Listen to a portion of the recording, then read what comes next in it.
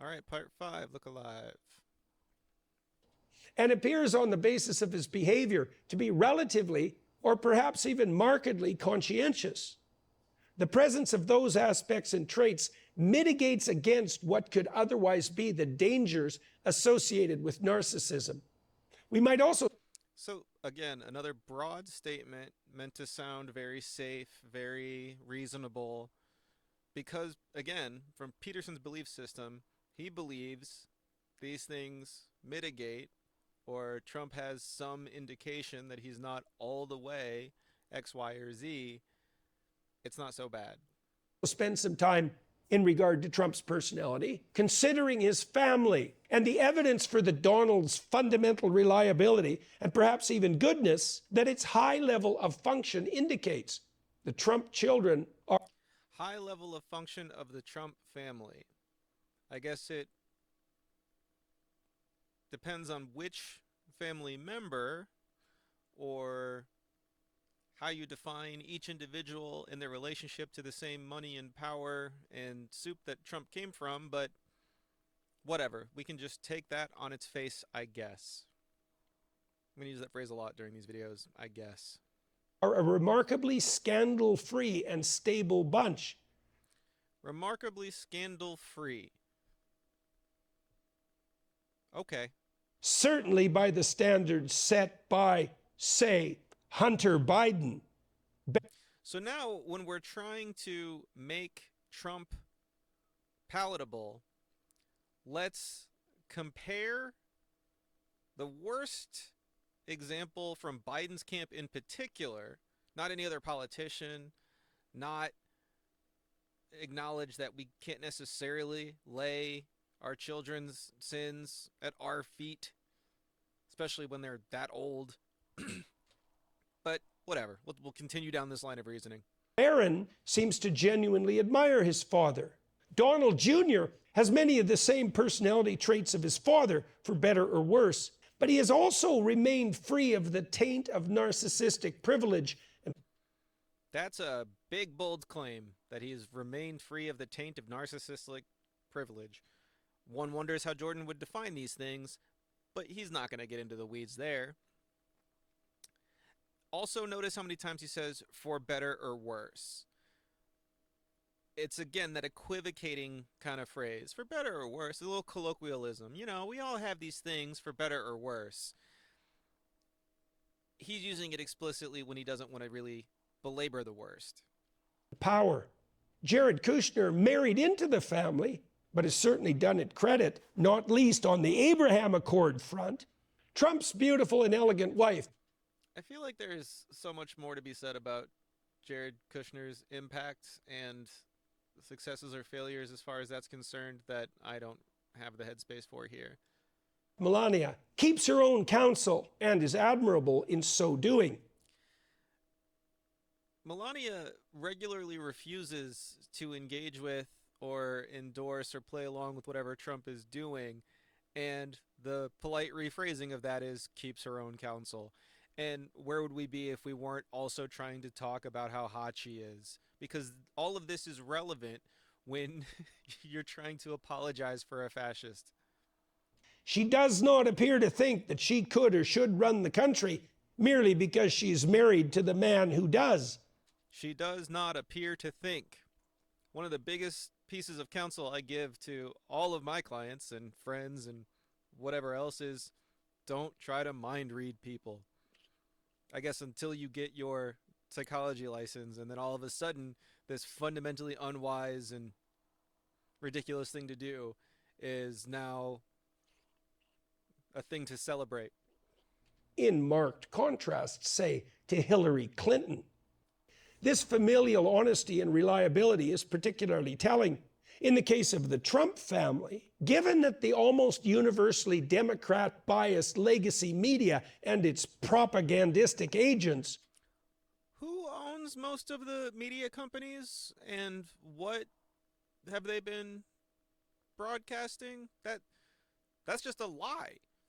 That's just a straight lie that he, and you'll notice too when he explicitly lies, that's where the indignation in his tone really peaks, right? That's where he really digs in, because you have to lie with conviction. Otherwise, the part of your body that would reel in horror at what you're doing would win.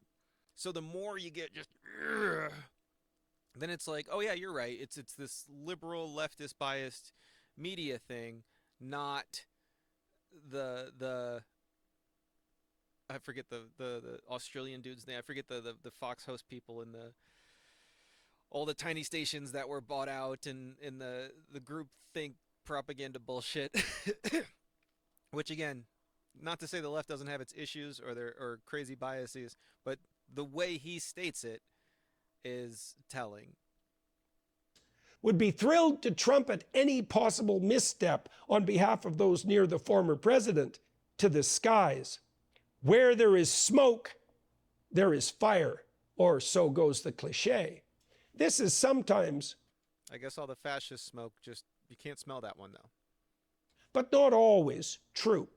The converse may be something more reliable.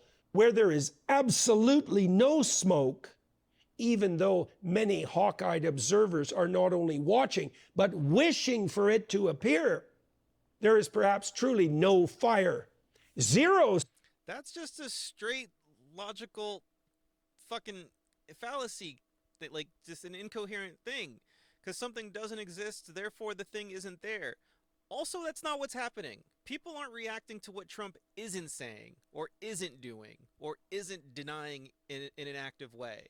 They're not reacting to his lack of felony conviction. Like, how is this distinction not made? But when you go into the world of the abstract and the truisms and the cliches, this is a landscape of equivocation.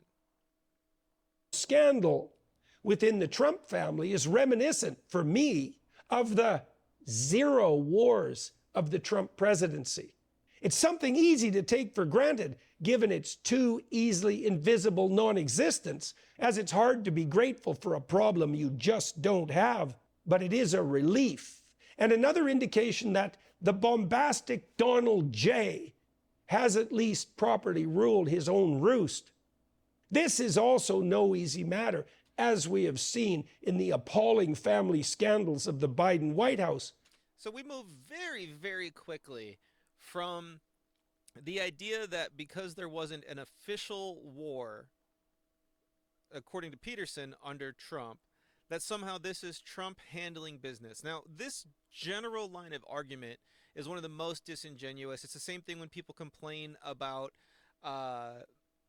certain moves in inflation and whatever else. 4 years does not constitute any given president's particular competence. We are situated along a continuum of decisions and history. And so to even raise the idea that, like, well, Trump didn't preside over a war as to do with him in particular is just stupid. It's just a dumb way to think about war or our foreign policy or why we do or don't get involved in conflicts or what any other country is thinking about when they decide to go to war. I don't know. If I was in cahoots with Trump, maybe I would wait to invade Ukraine until I could give him an opportunity to look like a particular kind of savior. Who could possibly think that simply about conflict? And is another fact mitigating against the claim that President Trump is a danger on the temperamental front. We should address one other relevant clinical personality issue following our analysis of personality, not least through family. Consider, before we do so, that there exist two primary influences on behavior: personality and the habit it constitutes, and the specifics of the situation in question. It turns out that knowledge of the former, personality, is clearly less useful than knowledge of the second, situation or context, when it comes to the specific and demanding task of predicting someone's behavior.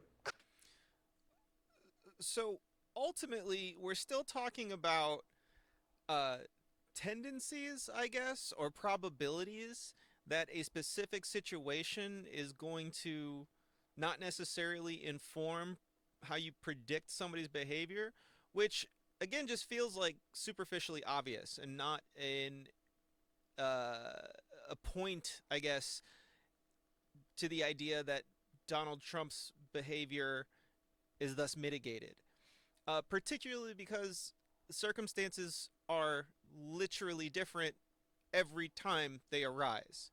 So the circumstances when he was surrounded by people who were more tempered in their demeanor, who were less prepared for how to manipulate him, the circumstances are different today. They'll be different if he gets back in power. We should not be so persuaded that, oh, well, because there's circumstances, he's therefore mitigated. Current or future. We'll move on to part 6.